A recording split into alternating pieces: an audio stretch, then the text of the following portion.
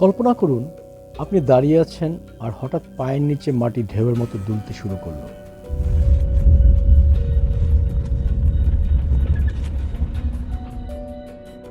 আমরা একে বলি ভূমিকম্প।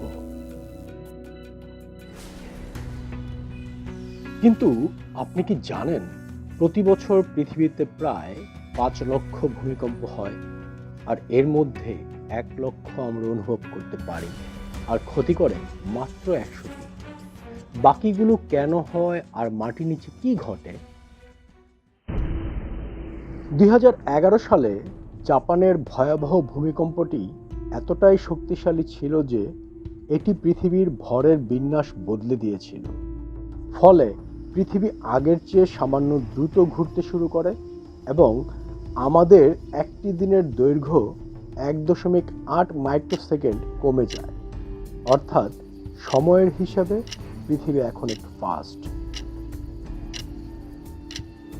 এটি কোনো রূপকথা নয়।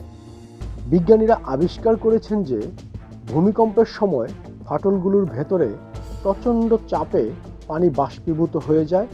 সেই পানিতে থাকা খনিজ সিলিকা আর স্বর্ণ দ্রুত জমাট বেঁধে পাথরের খাঁজে স্বর্ণের আস্তরণ তৈরি করে। অর্থাৎ ধ্বংসের আড়ালে প্রকৃতি সেখানে দামি ধাতু জমা করছে। মানুষ প্রযুক্তিতে অনেক এগিয়ে গেলেও প্রাণীদের ইন্দ্রিয় আজও রহস্যময়। প্রাচীন গ্রিসে এক ভূমিকম্পের আগে দেখা গিয়েছিল ইঁদুর, সাপ আর বিচ্ছুরা দলে দলে শহর ছেড়ে পালাচ্ছে। এমনকি পুকুরের ব্যাঙ পর্যন্ত ভূমিকম্পের 5 দিন আগেই এলাকা ত্যাগ করে। তারা কি মাটির নিচে সূক্ষ্ম কম্পন বা গ্যাসের নিঃসরণ টের পায়? রহস্যটি আজও বিজ্ঞানীদের ভাবায়। কম্পন শুধুমাত্র যে পৃথিবীর মাটির বুকে সীমাবদ্ধ তা কিন্তু নয়। চাঁদেও কিন্তু ভূমিকম্প হয়, যাকে বলা হয় মুন কোয়েক। তবে চাঁদের কম্পন পৃথিবীর চেয়ে দীর্ঘস্থায়ী হয়, কারণ চাঁদের গঠন অনেক বেশি শুষ্ক ও শক্ত। এমনকি মঙ্গল গ্রহেও কম্পন ধরা পড়েছে, যাকে বলা হয় মার্স কোয়েক।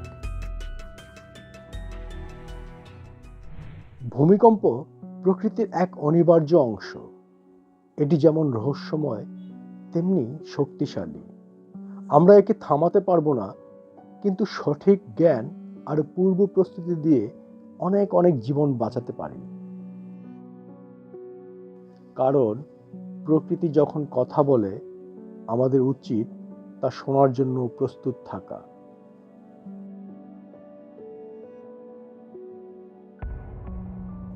ধন্যবাদ সবাইকে। ভিডিওটি ভালো লাগলে লাইক, কমেন্ট, শেয়ার এবং সাবস্ক্রাইব করতে ভুলবেন না।